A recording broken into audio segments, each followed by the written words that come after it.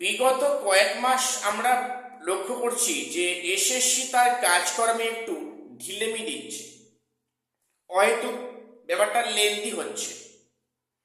এটা কেন হচ্ছে এবং এর পিছনে কিছু কারণ আমরা জানার চেষ্টা করব আজকের ভিডিওতে।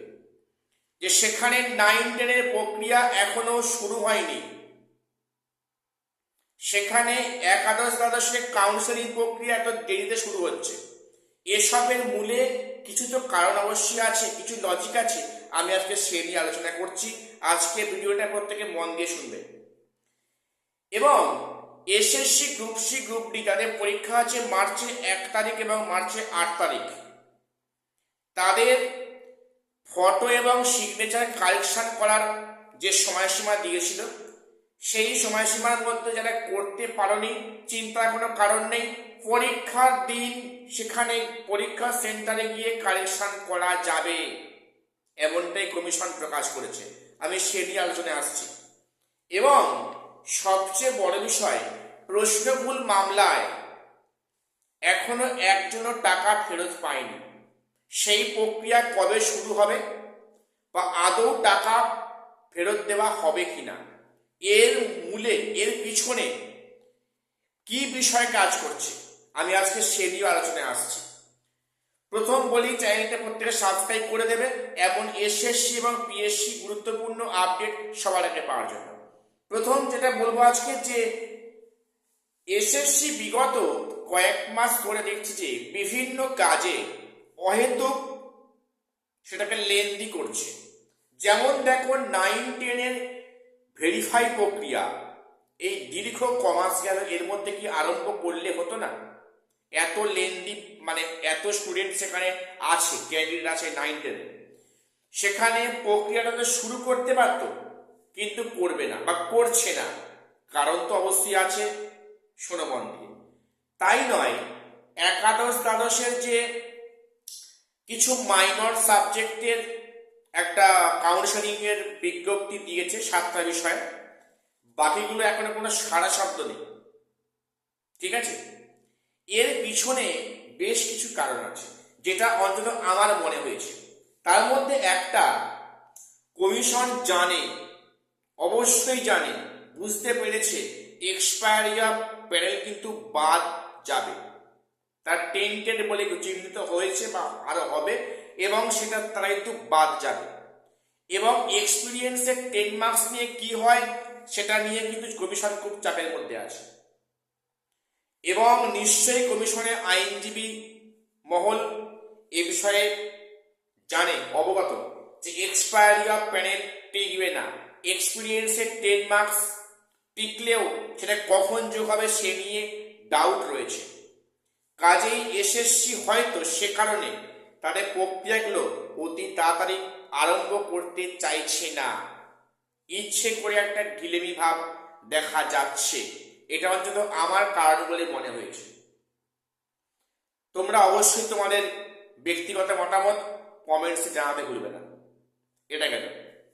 এবারে SSC group C group D পরীক্ষায় যে 3 তারিখ থেকে 8 তারিখ অবধি যে ফটো এবং সিগনেচারের যে কারেকশনের অপশান দিয়েছিল, সেখানে যারা করতে পারেনি বিভিন্ন কারণে, তাদের বলা হয়েছে কি পরীক্ষার দিন সকাল 10টার মধ্যে হাজির হয়ে যাবতীয় অরিজিনাল ডকুমেন্টস এবং তার xerox copy with self attested, সেখানে যাদের ফটো এবং সিগনেচারের সমস্যা আছে, সলভ করেনি, তারা 10টার মধ্যে গিয়ে সলভ করে নেবে নির্দিষ্ট সেন্টারে গিয়ে। এমনটাই কিন্তু কমিশন আজকের গতকাল সেটা প্রকাশ করেছে, তাদের ওয়েবসাইটে বিজ্ঞপ্তি দিয়ে প্রকাশ করেছে। অর্থাৎ সেখানে কারেকশনের অপশান রাখা হয়েছে পরীক্ষার দিন সকাল অবধি, সকাল 10টার মধ্যে।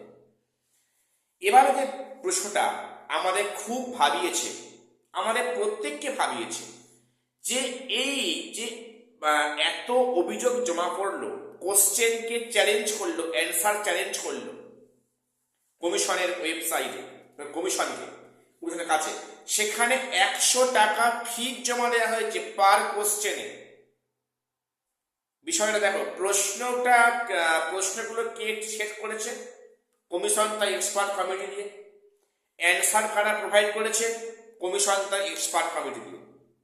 তাহলে কমিশন প্রশ্ন ভুল রাখবে, অ্যান্সার কি ভুল দেবে, সেটা একজন পরীক্ষার্থীকে টাকার বিনিময়ে সেটা ভুলটা ধরিয়ে দিতে হবে।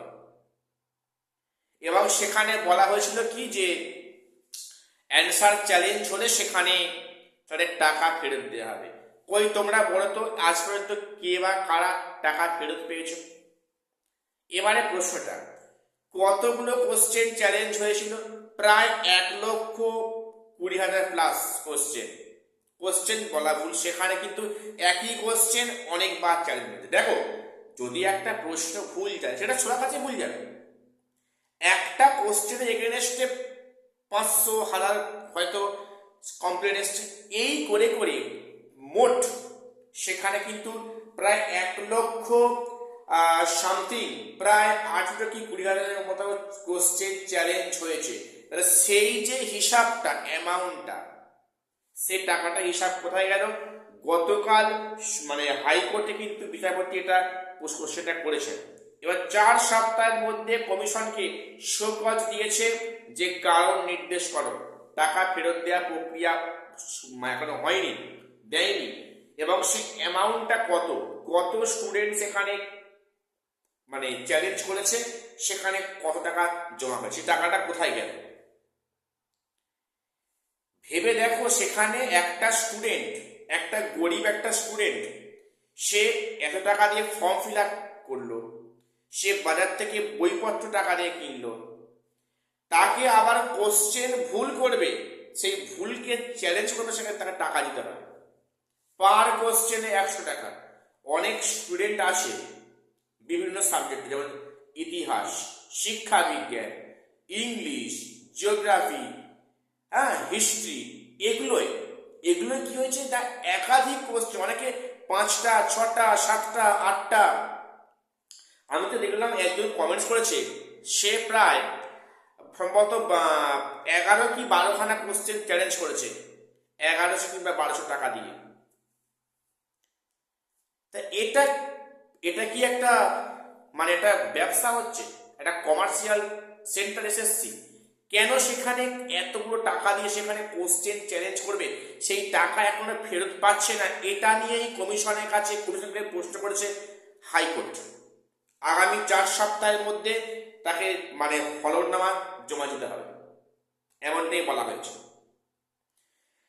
তো এবং এখানেই শেষ নয়, তোমরা দেখবে যে এই বছরে ক্লাস 12-এ সেমিস্টার 4-এ যে ম্যাথ যে পরীক্ষা হলো, 40 মার্কসের পরীক্ষা, ভেবে দেখো, সেখানে 10 marks out of syllabus attend করলেই সেখানে 10 মার্কস দিতে হবে।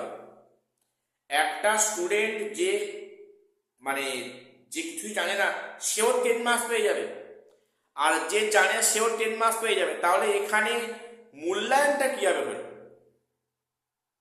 এখানে মূল্যায়নটা কিভাবে হলো? এই যে সিস্টেমটা যে চালু হয়েছে না, যে প্রশ্ন ভুল রেখে দেওয়া, তাকে টাকা দিয়ে চ্যালেঞ্জ করা, এর সমাধান কি আছে মাথায় আসছে না? তোমরা প্রত্যেকে কমেন্টস করে বলবে যে এর সমাধান, এর বিহিত কি আছে, যেখানে এই সমস্ত প্রবলেমগুলো এড়িয়ে যাওয়া যাবে।